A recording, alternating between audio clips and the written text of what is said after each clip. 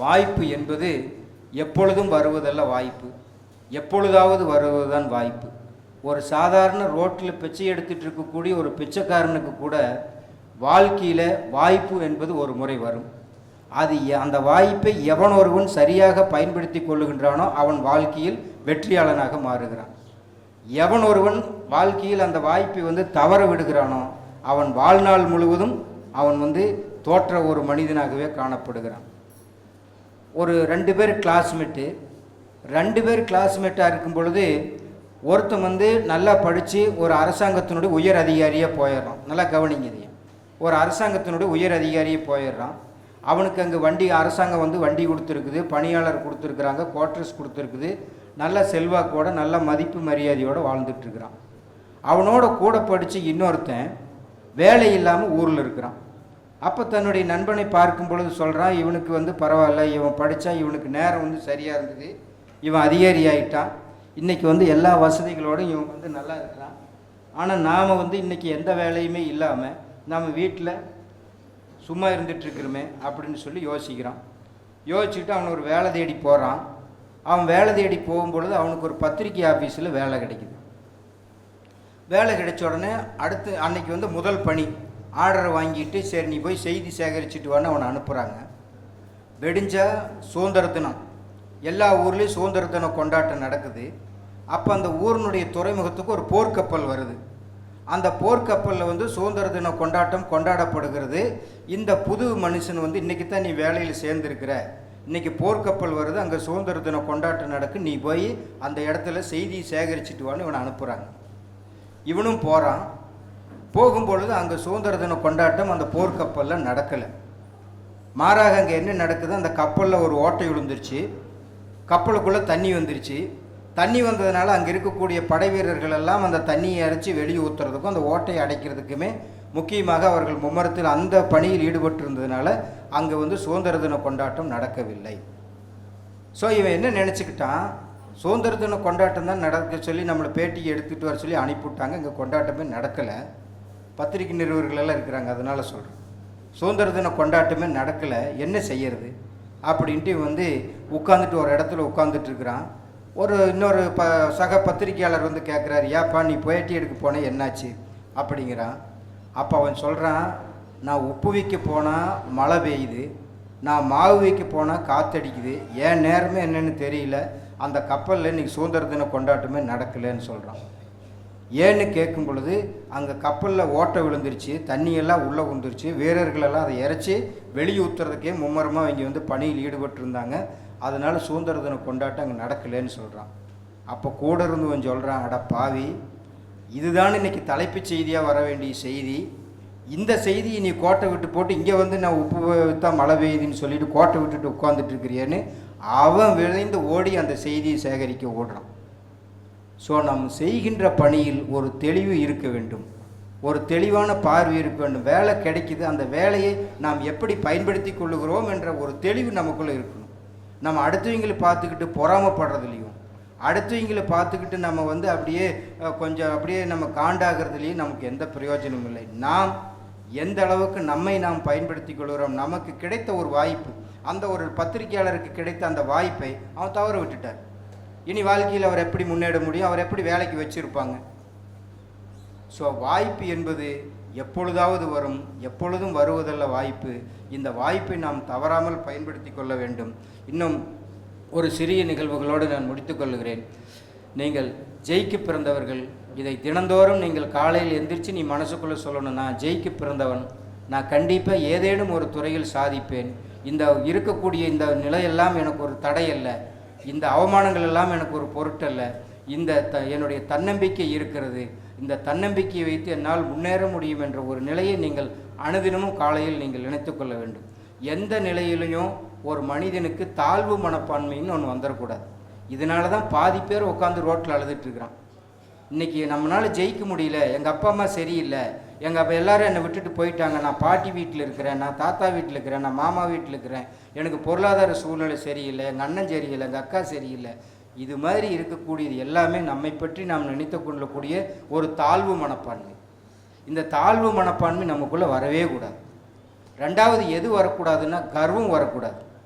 நான் இன்றைக்கி வந்து அவனை விட நான் 5 மார்க் சேர்த்தி வாங்கிட்டேன், அவனை விட 10 மார்க் சேர்த்தி வாங்கிட்டேன் அப்படின்னு சொல்லிச்சுன்னா அந்த கர்வம் மனசுக்குள்ளே இருந்ததுன்னா நீ காலத்துக்கும் ஜெயிக்க மாட்டேன். 3வது உனக்குள்ளே என்ன வரக்கூடாது? தலகணம் வரக்கூடாது. நான் தான் எல்லாம், என்னை விட்ட ஒன்றும் கிடையாது. இந்த பிஜிபி காலேஜில் நான் தான் டிஸ்டிங்ஷன், நான் தான் ஃபஸ்ட்டு மார்க்கு, என்னை விட்டு யாரும் வந்து மேலே மார்க் வாங்கவே முடியாது அப்படின்னு ஒருத்தர் நினச்சா அது தலகணம். நான் என்னுடைய பிளேஸை விட்டுறக்கூடாது, யாரும் என்னை முந்தி வரக்கூடாதுன்னு நினச்சி நம்ம உழைச்சோம்னா அது நம்மளுடைய தன்னம்பிக்கை. ஸோ நம்ம தன்னம்பிக்கையை வந்து நீங்கள் வந்து தினந்தோறும் வளர்த்து கொள்ள வேண்டும். உத்தரகண்ட் மாநிலம் ராம்கூர் என்ற ஒரு கிராமம், பிரியங்கா என்ற ஒரு 28 வயது பெண்மணி. 28 வயசு வரைக்கும் அவர் பிறந்தது ஒரு விவசாய குடும்பம். அந்த விவசாய குடும்பத்தில் 28 வயது வரை தன்னுடைய தந்தைக்கு உதவியாக இருந்து விவசாயத்தை செய்து வருகிறார். 28 வயதில் அந்த பிரியங்காவிற்கு ஒரு எண்ணம் வருகிறது, நான் ஏன் யூபிஎஸ்சி தேர்வு எழுதி நான் ஒரு அதிகாரியாக வரக்கூடாது என்று நினைக்கிறாள். அந்த ராம்கூர் கிராமம் இருக்கக்கூடிய, அதாவது ஒரு நகர்ப்பகுதியிலிருந்து ஏறத்தாழ ஒரு 15 கிலோமீட்டர் தொலைவில் இருக்கக்கூடிய ஒரு மிக மிகச் சிறிய ஒரு குக்கிராமம். அங்கே எந்த ஒரு இன்டர்நெட் ஃபெசிலிட்டிஸும் கிடையாது, ஒரு ஃபோன் டவர் கூட கிடையாது, ஒரு ஃபோனு கூட பேச முடியாது. ஸோ அப்படிப்பட்ட ஒரு குக்கிராமம், ஏதாச்சும் ஒரு ஃபோன் பேசணும், ஒரு நெட் கனெக்ஷன் வேணும், ஒரு ஒய்ஃபை கனெக்ஷன் வேணும், நம்ம ஏதாச்சும் ஒரு லைப்ரரியில் போய் படிக்கணும்னு சொன்னால் கூட அந்த பிரியங்கா என்ற அந்த பெண் ஒரு 15 கிலோமீட்டர் தொலைவு கடந்து இந்த நகரப்பகுதிக்கு வந்து தான் படிக்க முடியும். அப்படி அந்த பெண் வந்து 28 வயசில் ஒரு முடிவு எடுக்குது, நான் யூபிஎஸ் தேர்வு எழுதி நான் வந்து பாஸ் பண்ணி ஆகணும்னு சொல்லி தினமும் 15 கிலோமீட்டர் தினமும் வண்டியில் வருது, சில நாளைக்கு நடந்து கூட வந்துருக்கு. இப்படி தினமும் வந்து 15 கிலோமீட்டர் என்பது சாதாரண விஷயம் இல்லை. நினச்சி பாருங்கள், நடந்தால் 2.5 மணி நேரம் 3 மணி நேரம். அப்போ 15 கிலோமீட்டர் தினமும் வந்து அந்த இன்டர்நெட் வசதி, லைப்ரரி வசதிகள் எல்லாம் பயன்படுத்தி எழுதிய முதல் முயற்சியிலேயே அந்த பிரியங்கா என்ற மாணவி யூபிஎஸ் தேர்வை வெற்றி அடைகிறார். அப்போது பத்திரிகையாளர்கள் எல்லாம் இந்த பிரியங்காவை தேடி வருகிறார்கள். எங்கே வருகிறாங்க? அந்த குக்கிராமத்துக்குள்ளே போகிறாங்க. குக்கிராமத்துக்குள்ளே போகும் பொழுது யார் இங்கே பிரியங்கா அப்படின்னு சொல்லி அந்த பத்திரிகையாளர்கள் கேட்கும் பொழுது பத்திரிகையாளர்கள் கேட்குறாங்க, நீ யூபிஎஸ்சி பாஸ் பண்ணி நீ ஒரே அட்டம்ப்டில் பாஸ் பண்ணி இதை பற்றி நீ என்ன நினைக்கிறேன்னு பத்திரிகையாளர்கள் கேட்கும் பொழுது, இந்த ராம்கூர் என்ற இந்த கிராமம் இந்த உத்தரகண்ட் மாநிலத்தில் எந்த இடத்துல இருக்குதுன்னு யாருக்குமே தெரியாது. இந்த உத்தரகண்ட் மாநிலம் முழுவதும் இந்த ராம்கூர் என்ற இந்த கிராமத்தின் மீது உங்களுடைய பார்வை பட வேண்டும், இந்த பத்திரிகையாளர்களுடைய பார்வை பட வேண்டும் என்ற ஒரே நோக்கத்திற்காகவே நான் முயற்சி செய்து நான் இந்த யூபிஎஸ் தேர்வை முதல் முறையிலேயே நான் தேர்ச்சி அடைந்தேன்னு சொல்லி அந்த பொண்ணு சொல்லுது என்றால், அந்த சின்ன கிராமத்தை இந்த உலகத்திற்கு எடுத்துக்காட்ட வேண்டும் என்ற அந்த தன்னம்பிக்கையும் வைராக்கியமும் 28 வயதில் அந்த பிரியங்கா என்ற மாணவிக்கு இருந்திருக்கிறது என்றால், நாம் எல்லா வசதியும் பெற்றிருக்கக்கூடிய நம்மால் ஏன் செய்ய முடியாது என்ற ஒரு எண்ணத்தை நீங்கள் உங்கள் மனதுக்குள்ளே கேட்டுக்கொள்ள வேண்டும். புதுக்கோட்டை மாவட்டம், நம்மளுடைய அருகில் இருக்கக்கூடிய புதுக்கோட்டை மாவட்டம் ஆதனங்கோட்டை என்ற ஒரு குக்கிராமம். அந்த குக்கிராமத்திலே 12ஆம் வகுப்பு படித்து கொண்டிருக்கக்கூடிய ஜெயலட்சுமி என்ற ஒரு மாணவி. அந்த குழந்தையினுடைய சூழ்நிலை என்ன? ஒரு அரசு பள்ளியிலே 12ஆம் வகுப்பு படித்து கொண்டிருக்கிறாள். அவளுக்கு தந்தை கிடையாது, தாய் ஒரு மனநோயாளி, ஒரு தம்பி. இந்த பெண் இருப்பதற்கு இருப்பிடம் கிடையாது, சாப்பிடுவதற்கு சாப்பாடு கிடையாது, அவங்க அம்மாவிற்கு மாத்திரை வாங்கி கொடுக்க வேண்டும், தன்னுடைய தம்பியை படிக்க வைக்க வேண்டும், இவர்கள் மூவரும் தினமும் சாப்பிட வேண்டும். இந்த சூழ்நிலையில் அந்த பெண் தினமும் பள்ளிக்கு சென்று விட்டு மாலை நேரத்தில் அங்கே கிடைக்கக்கூடிய முந்திரி பறிப்பை வாங்கி ஒரு பார்ட் டைம் ஜாப் பார்த்து அதில் கிடைக்கக்கூடிய வருமானத்தை வைத்து நாங்கள் மூவரும் சாப்பிடுகிறார்கள். அவர்களுடைய தாய்க்கு மருந்து வாங்கி கொடுக்கிறாள், தன்னுடைய தம்பியை படிக்க வைக்கிறாள். இந்த ஒரு சூழ்நிலையில் நாசாவிலிருந்து ஒரு என்ட்ரன்ஸ் எக்ஸாம் கால்ஃபர் பண்ணுறாங்க. அந்த என்ட்ரன்ஸ் எக்ஸாம் இந்த ஜெயலட்சுமி பொண்ணு எழுதுனா இந்த வறுமை கோட்டில் இவ்வளவு சூழ்நிலைகளுக்கு மத்தியில் இருக்கக்கூடிய இந்த ஜெயலட்சுமி என்ற பெண் அந்த நாசா நடத்திய அந்த என்ட்ரன்ஸ் டெஸ்ட்டில் அவள் பாஸ் பண்ணிடுறான். பாஸ் பண்ண உடனே அங்கே படிக்கிறதுக்கு போகணும், படிக்க வைப்பதற்கு குடும்ப சூழ்நிலை வசதி இல்லை. உடனே இந்த செய்தி அந்த கிராமம் முழுவதும் பரவுகிறது. அந்த கிராமத்தில் உள்ள எல்லாம் நல்லவர்கள் எல்லாம் என்ன பண்ணுறாங்கன்னா, சரி இந்த பொண்ணு இவ்வளோ ஒரு நல்ல புத்திசாலி பிள்ளையாக இருக்குது, அறிவாளி பிள்ளையாக இருக்குது, இவளுக்கு கிடைத்த வாய்ப்பை நாம் எப்படியாவது நம்ம ஊரெல்லாம் சேர்ந்து பயன்படுத்தி வைக்க வேண்டும், நழுவு விடக்கூடாதுன்னு சொல்லி அந்த ஊரில் இருக்கக்கூடிய பெரியவர்களெல்லாம் அவளுடைய படிப்பு செலவை நாங்கள் ஏற்றுக்கொள்ளுகிறோம், நீ வந்து நாசாவுக்கு போகணும்னு சொல்லி எல்லாம் ரெடி பண்ணுறாங்க. அப்படி ரெடி பண்ணிகிட்டு இருக்கும் பொழுது எல்லாம் ரெடி பண்ணிட்டாங்க. இந்த பொண்ணுக்கு தேவையான அந்த பண உதவிகள் எல்லாம் கிடைத்து விட்டது. இந்த சூழ்நிலையில் கேள்விப்பட்ட ஒரு பத்திரிகை அமைப்பு, கிராமாலயா என்ற ஒரு அமைப்பு, ஒரு தொண்டு நிறுவனம் இந்த பொண்ணை பார்க்குறதுக்கு வர்றாங்க. இந்த ஜெயலட்சுமிங்கிற பொண்ணை பார்க்குறதுக்கு வந்து இந்த பொண்ணுக்கிட்ட பேட்டி எடுக்கிறாங்க. இவ்வளவு ஒரு பின்னணியில், இவ்வளவு ஒரு கஷ்ட குடும்ப சூழ்நிலையில் இருக்கக்கூடிய நீ எப்படிமா இந்த நாசாவினுடைய என்ட்ரன்ஸ் எக்ஸாம் எழுதி பாஸ் பண்ணேன்? சரி பரவாயில்ல, இவ்வளோ ஒரு அறிவுத்திறமை இருக்கக்கூடிய உன்னை எவ்வளோ செலவானாலும் பரவாயில்ல, நீ படித்து முடிக்கிற வரைக்கும் உன்னுடைய படிப்பு செலவு முழுவதும் எங்களுடைய கிராமாலயா தொண்டு நிறுவனம் வந்து ஏற்றுக்கு நான் உங்களை படித்து வைக்கிறேன் அப்படின்னு சொல்லுது. நம்மளாக இருந்தால் என்ன சொல்லியிருப்போம்? 25 லட்சம் ரூபா சரி கொடுங்க, எங்களுடைய கிராமம் தானே, உங்களுக்கு எப்போ வேணாலும் பயன்படுத்திக்கலான்னு சொல்லியிருப்போம். ஆனால் அந்த பொண்ணு என்ன தெரியுமா சொன்னால், எனக்கு படிப்பதற்கேற்ற அந்த பண செலவு வந்து என்னுடைய மக்கள் வந்து ஏற்றுக்கொண்டார்கள், அது எனக்கு கிடைத்து விட்டது. உங்கள் தொண்டு நிறுவனம் கொடுக்கக்கூடிய அந்த 25 லட்சம் ரூபாய் எனக்கு வேண்டாம், எனக்கு அதுவே போதும்னு சொல்லி அந்த பொண்ணு வாங்க மறுக்குது. அவர்கள் தொடர்ந்து வற்புறுத்தும் பொழுது அந்த பொண்ணு ஒரே ஒரு கோரிக்கை வைக்கிறான். என்ன கோரிக்கை வைக்கிறான்னா, இந்த ஆதனங்கோட்டை கிராமத்தில் நாங்கள் ஒரு குக்கிராமம், இங்கே வந்து நாங்கள் ஒரு டாய்லெட் போகிறதுனா கூட எங்களுக்கு போகிறதுக்கு டாய்லெட் வசதி கிடையாது, தண்ணி வசதி கிடையாது. ஸோ நீங்கள் நினைத்தால் எனக்கு கொடுக்க வேண்டிய அந்த 25 லட்சத்தையும் என்னுடைய கிராம மக்கள், அதாவது தினமும் இயற்கை உபாதைகளை கழிப்பதற்காக கழிவறைகளை கட்டித்தாருங்கள், அது உங்களுக்கு செய்ய முடியுமா? எனக்கு செய்கிற அந்த உதவியை என்னுடைய கிராமத்துக்கு செய்ய முடியுமான்னு அந்த பொண்ணு கேட்குது. அப்படி கேட்கும் பொழுது அந்த தொண்டு நிறுவனம் அதை ஏற்றுக்கொண்டு அந்த 25 லட்சத்தையும் அந்த கிராமத்தில் செலவு பண்ணி 126 கழிப்பறைகளை அந்த கிராமத்தில் கட்டி கொடுத்தார்கள் என்றால், அந்த கிராமத்தின் மீது அந்த ஜெயலட்சுமிக்கு இருந்த அந்த பாசத்தையும் அந்த வைராக்கியத்தையும், அந்த கிராம மக்கள் மீது இருந்த பாசத்தை நாம் நினைத்து பார்க்க வேண்டும். இது எப்படி சாத்தியம்? இது எப்படி நடக்கிறது? எல்லாம் அவள் வைத்திருந்த, அவள் மனதுக்குள் இருந்த ஆசை, அவள் மனதுக்குள் இருந்த அந்த ஆசையின் மீது இருந்த நம்பிக்கை. என்று நம்மளுடைய ஆசையின் மீது இருக்கக்கூடிய நம்பிக்கை நம் ஆழ்மனதில் பதிந்து கொண்டே இருக்கிறதோ, என்றாவது ஒரு நாள் அது கட்டாயம் சாதனையாக மாறும், ஏதாவது ஒரு சூழ்நிலையில் சாதனையாக மாறும். ஸோ அந்த ஆசையும் அந்த நம்பிக்கையும் நாம் ஆழ்மனதிலே வைத்து கொண்டே இருக்க வேண்டும். கட்டாயமாக அது ஒரு நாள் அது விருட்சமாக வளரும் என்பதை நாம் மறந்துவிடக்கூடாது. இன்னும் ஒரே ஒரு சிறிய நிகழ்வு. கேரள மாநிலத்தில் மணப்புரம் அப்படிங்கிற மாவட்டத்தில் ஸ்ரீமதி ராணி அப்படின்னு சொல்லக்கூடிய ஒரு கலெக்டர், அந்த கலெக்டர் அம்மா வந்து பணிபுரிஞ்சிட்டு இருக்கும் பொழுது நல்லா கவனிக்கணும், குறிப்பாக பெண்களெல்லாம் நல்லா கவனிக்கணும். ஸ்ரீமதி ராணிங்கிற அந்த கலெக்டர் அந்த மாவட்டத்தில் கலெக்டராக இருக்கும் பொழுது இது போன்ற ஒரு கல்லூரிகளுக்கு வந்து பேசுவதற்காக அழைக்கின்றார். அந்த ஸ்ரீமதி ராணி அந்த கல்லூரியில் வந்து பேசிக்கிட்டு இருக்குது. பேசி 1 மணி நேரம் பேசி முடித்த உடனே அங்கே இருக்கக்கூடிய அந்த கல்லூரி மாணவர்களை பார்த்து, உங்களுக்கு ஏதேனும் சந்தேகம் இருந்தால் கேளுங்கன்னு சொல்லி அந்த கலெக்டர் சொல்கிறாங்க. அந்த கலெக்டர் சொல்லும் பொழுது ஒரு மாணவி எழுந்து எனக்கு ஒரு சந்தேகம்னு கேட்குறான். கேட்கும் பொழுது சரி கேளுமான்னு சொல்லி கேட்கும் பொழுது அந்த பொண்ணு கேட்ட ஒரு கேள்வி அந்த கலெக்டர் வந்து ரொம்ப அதிர்ச்சிக்குள்ளாக்கி விடுகிறது. என்ன கேட்ட அந்த பொண்ணு அப்படின்னா, மேடம் நீங்கள் ஏன் உங்களுடைய முகத்தில் நீங்கள் வந்து எந்த விதமான மேக்கப்பும் நீங்கள் போடலை, அட்லீஸ்ட் நீங்கள் ஒரு பவுடர் கூட அடிக்கலை, ஒரு சாதாரணமாக வந்து நின்று நீங்கள் ஒரு கலெக்டராக இருக்கிற நீங்கள் ஒரு சாதாரணமாக நின்று வந்து நீங்கள் பேசிட்டு போகிறீங்க, ஏன் நீங்கள் வந்து ஒரு சின்ன மேக்கப் கூட எடுத்துக்கல, என்ன காரணம் அப்படின்னு கேட்குறான். கேட்ட உடனே அந்த கலெக்டருக்கு வந்து கண்களில் வந்து நீர் தழும்புகிறது. அதுக்கு மேலே அந்த அம்மாவால் பேச முடியல. பக்கத்தில் தண்ணி எடுக்கிறாங்க, குடிக்கிறாங்க.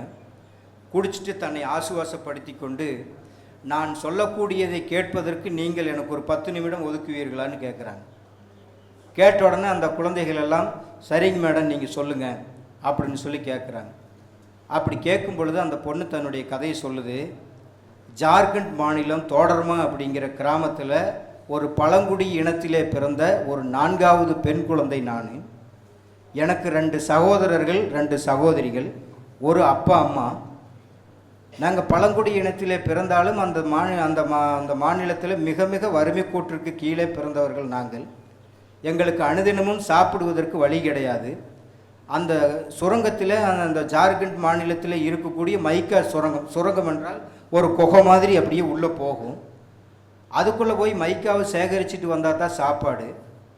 அது பல நாள் எங்களுக்கு கிடைக்கும், ஒரு பல நாள் எங்களுக்கு கிடைக்காது. நிறைய நாள் நாங்கள் வந்து கிடைக்கக்கூடிய ரொட்டிலியை நாங்கள் 5-6 பேர் பங்கு போட்டு சாப்பிட்டுட்டு பட்டினியாக படுத்த நாட்கள் தான் அதிகம். ஒரு நாள் கூட நான் என்னுடைய வயிறார நான் சாப்பிட்டது கிடையாது. இப்படிப்பட்ட சூழ்நிலையிலே எங்கள் அப்பா நோய்வாய்ப்படுறார், எங்கள் அம்மா நோய்வாய்ப்பட்டு இறந்து விடுகிறார். என்னுடைய சகோதரிகளும் நோய்வாய்ப்பட்டு இறந்து விடுகிறார்கள். என்னுடைய 2 சகோதரர்கள், என்னுடைய தந்தை இருக்கிறாங்க, நான் இருக்கிறேன். எனக்கு வயது அப்பொழுது 5. அந்த ஒரு சுரங்கத்திற்குள்ளே, அந்த மைக்கா சேகரிக்கக்கூடிய அந்த சுரங்கத்திற்குள்ளே ஒரு சிறிய வயதுடைய குட்டி குழந்தைகள் மட்டும்தான் உள்ளே போக முடியும். பெரியவங்க உள்ள அந்த குகைக்குள்ளே பூந்து உள்ளே போக முடியாது. அவ்வளவு பெரிய சிறிய குகை. அந்த சிறிய குகைக்குள்ளே நான் 5 வயதாக இருக்கும் பொழுது தந்தை என்னை கூட்டிகிட்டு போய் அந்த குகைக்குள்ளே போய் நீ அந்த மைக்கா தொகலை சேகரிச்சுட்டு வான்னு சொல்கிறாங்க. மைக்கா தொகல்னா உங்களுக்கு என்னென்னு தெரியுமா? இந்த நம்ம ஜிகினா போடுறோம் இல்லைங்களா, ஜிகினாவெல்லாம் மின்னுது இல்லையா, கரும் பாறைகள் இருக்கக்கூடிய பகுதிக்குள்ளே பளபளன்னு மின்னும், காக்கா புண்ணுன்னு சொல்லுவோம். ஜிகினா நம்ம எல்லோரும் பூசிக்கிறோம் இல்லையா, இன்றைக்கி நம்ம ட்ரெஸ்ஸில் வருது, முகத்தில் வருது எல்லாம், அதுதான் மைக்கா. அந்த மைக்கா தொகுலே அந்த பிஞ்சு கரங்களில் 5 வயசு இருக்கும் பொழுது நான் போய் சேகரிச்சுட்டு என்னுடைய தந்தைக்கு கொடுத்துருக்குறேன். அதை விற்று தான் நாங்கள் வயிறார சாப்பிட்டுட்டு இருப்போம். இப்படி சில காலங்கள் சென்று கொண்டிருக்கக்கூடிய நிலையில் ஒரு பெரிய சுரங்கத்தில் என்னுடைய தந்தையும் என்னுடைய 2 அண்ணன்களும் வேலை செஞ்சுட்டு இருந்தாங்க. வேலை செஞ்சுட்டு இருக்கும் பொழுது என்னுடைய கண் முன்னாலேயே அந்த சுரங்கம் இடிந்து விழுந்து விட்டது. நான் வெளியே நின்று பார்த்துட்ருக்கிறேன். அந்த சுரங்கம் இடிந்து விழுகிறது. அந்த இடிபாடுகளுக்குள்ளே என்னுடைய 2 அண்ணன்களும் என்னுடைய தகப்பனும் இறந்து விட்டார்கள். இப்போ மிச்ச மீதி இருந்தது நான் மட்டும்தான். அப்போது என்னை நான் அது வரைக்கும் பள்ளிக்கூடம் கூட போனதில்லை. எனக்கு வயசு அப்போ 8. என்னை கூட்டிகிட்டு போய் ஒரு காப்பகத்தில் விட்டு என்னை படிக்க வச்சாங்க. அங்கே தான் அந்த காப்பகத்தில் தான் நான் படித்தேன். நான் படிச்சுட்டு இருக்கும் பொழுது என்னுடைய குடும்ப சூழ்நிலைகளை எல்லாம் என் மனதை ரொம்ப வாட்டியது. அதனால் நான் படித்தேன். நான் எழுந்து நிற்கணும், இந்த மாநிலத்தில் நான் எழுந்து நிற்கணும், நான் ஏதாச்சும் ஒரு பதவிக்கு வரணும்னு சொல்லி எழுந்து நிற்கணும்னு நான் நினச்சேன். அந்த சுரங்கத்துக்குள்ளே தினமும் என்ன மாதிரி 5 வயசுலேருந்து 10 வயசுக்குள்ளே இருக்கக்கூடிய இளம் குழந்தைகள், 20,000த்திற்கு மேற்பட்ட இளம் குழந்தைகள் தினமும் அந்த மைக்காவை சேகரித்து கொண்டு வருகிறது. அந்த மைக்காவை வச்சு தான் இன்றைக்கி நிறைய ஒப்பனை பொருட்கள், அழகு சாதன பொருட்கள் எல்லாம் அந்த மைக்காவினால் தான் தயாரிக்கப்படுகிறது. இது எல்லாம் என்னை கண்ணு முன்னாடி பார்த்து வளர்ந்தேன்னா, இதில் ஒரு மைக்கா ஒரு அழகு சாதன பொருள் எடுத்தால் எனக்கு அந்த கிராமத்தில் அந்த குழந்தைகளுடைய முகம் வருது. இதில் ஒரு 20,000 குழந்தைகளுடைய இளம் கரங்கள் இந்த அழகு சாதன பொருளில் இருக்குது அப்படின்னு நினைக்கும் பொழுது எனக்கு அதை போட்டுக்கொள்ள மனம் வருவதில்லை. அதனால தான் நான் எந்த விதமான மேக்கப்பும் போடலை. எங்கள் அம்மாவுடைய கிழிஞ்ச புடவையே பார்த்து பழகின நான் ஒரு நல்ல புடவை எடுத்து கட்டுனா என்னுடைய அம்மாவினுடைய முகம் அதில் தெரிகிறது. ஒரு நல்ல சாப்பாடை எடுத்து நான் சாப்பிடலான்னு உட்காரும் பொழுது சாப்பாடே இல்லாது இருந்த என்னுடைய அண்ணன்களினுடைய முகம் அதில் தெரிகிறது. ஸோ இப்படிப்பட்ட குடும்ப சூழ்நிலைகளிலிருந்து வந்த நான் எப்படி மேக்கப் போட்டுக்கொள்வது என்று நீங்கள் சொல்லுங்கள். இனி நான் மேக்கப் போட்டுக்கொள்கிறேன் என்று யார் சொன்னாங்க? சொல்லுங்கள். ஸ்ரீமதி ராணி என்ற அந்த மணப்புரம் மாவட்டத்தினுடைய மாவட்ட ஆட்சியர். அப்படின்னா அவங்களுடைய குடும்ப சூழ்நிலை எப்படி இருந்திருக்கும், அவர்களுடைய குடும்ப சூழ்நிலையினுடைய பாதிப்பு அந்த குழந்தைக்கு சின்ன வயதிலிருந்து எவ்வளவு தாக்கத்தை ஏற்படுத்தி இருக்கும் என்று நீங்கள் நினைத்து பாருங்கள். ஒரு காப்பகத்திலே வளர்ந்த குழந்தை, என்ன பொருளாதார வசதி, யார் சப்போர்ட்டுங்க, எந்த பேரண்ட்டு, அப்பாவா அம்மாவா பெரியப்பாவா பெரியம்மாவா சித்தப்பாவா சித்தியா அண்ணனா தம்பியா, யார், ஒரு திருவிழாவா அல்லது ஏதாச்சும் உறவுகள் வீட்டுக்கு போய் வரக்கூடிய ஒரு சூழ்நிலையா, எல்லாவற்றையும் இழந்து நிர்கதியாக நிற்கக்கூடியவர்களுக்கு ஒரு தன்னம்பிக்கை வருகிறது. அவர்களுக்கு ஒரு வெறி வருகிறது. தாம் இந்த உலகத்தில் எழுந்து நின்று சாதிக்க வேண்டும் என்ற எண்ணம் யாருக்குள்ளே வருகிறதோ அவர்கள்தான் இந்த உலகத்தை சாதிக்கக்கூடிய சாதனையாளர்களாக மாற்றிக்கொண்டிருக்கிறார்கள் என்ற உண்மை வரலாறுகளை நீங்கள் அனுதினமும் படிக்க வேண்டும். இந்த உண்மை வரலாறுகளை நீங்கள் அனுதினமும் படித்து உங்களை நீங்களே மெருகேற்றிக் கொள்ள வேண்டும். உங்களுக்குள்ளே ஒரு குறிக்கோளை உருவாக்கி சரியாக அடைய முடியும். உங்களுடைய பாதைகளை நீங்கள் சரிப்படுத்த வேண்டும் என்று சொல்லி, நல்லதொரு வேணை செய்து அதன் நலங்கெட புழுதியில் எரிவதுண்டோ சொல்லடி சிவசக்தி, சுடர்மிகும் அறிவினும் என்னை படைத்து விட்டாய் என்று பாரதி சொன்னது போல, நீங்கள் காலையில் தினமும் எழுந்து சுடர்மிகும் அறிவுடன் என்னை படைத்து விட்டாய் சொல்லடி சிவசக்தி, சுடர்மிகும் அறிவுடன் என்னை படைத்து விட்டாய் சொல்லடி சிவசக்தி இந்த பூமியில் வந்து என்னை வந்து இந்த நல்ல ஒரு அறிவாற்றலோடு என்னை நீ படைத்து விட்டாய் இந்த மாநிலம் பயனுறுவதற்கு. சுடர்மிகும் அறிவுடன் என்னை படைத்து விட்டாய் இந்த மாநிலம் பயனுறுவதற்கு. என்னால் கண்டிப்பாக இந்த மாநிலம் பயனுறும், இந்த என்னுடைய கிராமம் பயனுறும், என்னுடைய மாவட்டம் பயனுறும், என்னுடைய குடும்பம் பயனுறும். சார் நிறைய உதாரணம் சொன்னார். நாமக்கல் மாவட்டத்தில் இருக்கக்கூடிய சிறப்புகள், இங்கே இருக்கக்கூடிய ஐஏஎஸ், ஐபிஎஸ், ஐஎஃப்எஸ் எத்தனை பேர் இருக்கிறாங்க. இவர்கள் எல்லாம் நீங்கள் உதாரணமாக எடுத்துக்கொண்டு சாதித்த அத்தனை மனிதர்களும் சாதாரண குடும்பத்திலிருந்து வந்தவர்களாக இருப்பார்கள். அவர்களுடைய சரித்திரத்தை நீங்கள் எடுத்து படியுங்கள். உங்கள் நாமக்கல் மாவட்டத்திலே இருந்து சென்றவர்கள் யாரும் செல்வந்தர்களாக இருக்க வாய்ப்பே இல்லை. அவர்களுடைய சோதனைகளையும் அவர்களுடைய வேதனைகளையும் எடுத்து படியுங்கள். உங்களுக்கெல்லாம் அது உத்வேகமாக இருக்க முடியும். எந்த ஒரு காகிதம் வெற்று காகிதம் என்று எதையும் நினைக்காது. அதுவும் ஒரு நாள் பட்டமாய் பறக்கும் என்று பாரதியினுடைய வைர வரிகளோடு, யாரையும் வெற்று காகிதம் என்று எண்ணாதே, அதுவும் ஒரு நாள் பட்டமாய் பறக்கும் என்ற பாரதியின் வைர வரிகளோடு நீங்களும் எதிர்காலத்தில் ஒரு உயர்ந்து பட்டமாய் பறக்கக்கூடிய பட்டங்களாக நீங்கள் வாழ்ந்து உங்கள் குடும்பத்திற்கும் உங்கள் கிராமத்திற்கும் இந்த மாவட்டத்திற்கும் இந்த நாட்டிற்கும் நீங்கள் பெருமை சேர்க்க வேண்டுமாய் உங்கள் அனைவரையும் அன்போடு வாழ்த்தி நல்லதொரு வாய்ப்பை நல்கிய கிங் மேக்கர்ஸ் அகாடமிக்கும் பிஜிபியினுடைய வேளாண்மை பொறியியல் கல்லூரிக்கும் என்னுடைய மனமார்ந்த நன்றிகளை தெரிவித்துக் கொள்கிறேன். தேங்க்யூ.